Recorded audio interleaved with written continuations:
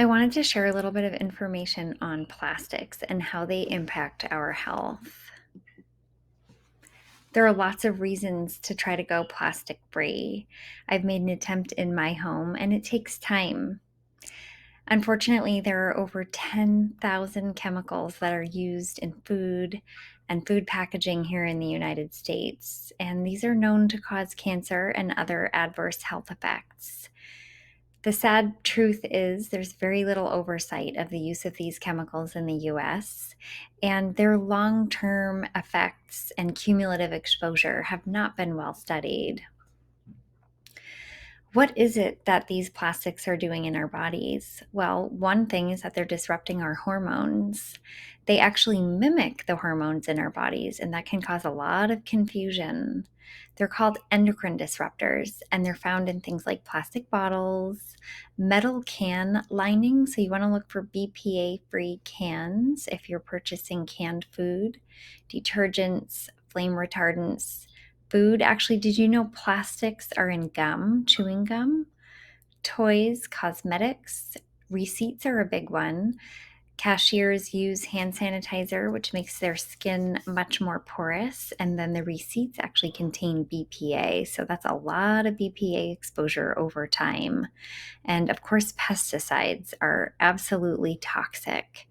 These endocrine disrupting chemicals interfere with our hormonal signaling, and they're known to cause developmental, reproductive, neurologic, and immune dysfunction at a minimum. Plastics number 3, 6, and 7 are the most toxic. Plastic water bottles are an absolute no. It's essential to drink out of glass or stainless steel. Many times I've returned to my car from a brutal run and thirst trumped all, and I found myself drinking out of warm water in a plastic bottle. All of these plastic bottles contain microplastics, and in particular, when the plastic is heated up, we wind up ingesting these toxic chemicals. So, even BPA free plastics are a no. That's just a sister compound that is essentially as toxic as BPA. So, we really want to drink water out of a vessel that is not made out of plastic. It does take a commitment and time to get rid of plastic in your life. So, when you are using plastic, it's important to remember that these chemicals get into food when they're heated or exposed to soap or fat. So, we don't want to heat food in plastic and we don't want to drink liquids out of plastic, hot liquids. Think about that Starbucks cup with the plastic lid. Every time the hot liquid passes through the plastic, we ingest what is being released, or those Keurig cups, those plastic cups that are used to make coffee are heated up and they release a bunch of chemicals that we inadvertently drink. So, when washing plastic, we don't want to wash it in the dishwasher. We want to use cool water to prevent the release of the chemicals. And then, as soon as they show signs of degradation, it's important to go ahead and get rid of it. Just chuck it on out. Investing in ceramic, glass, or stainless steel containers is ideal. It is expensive, it takes time.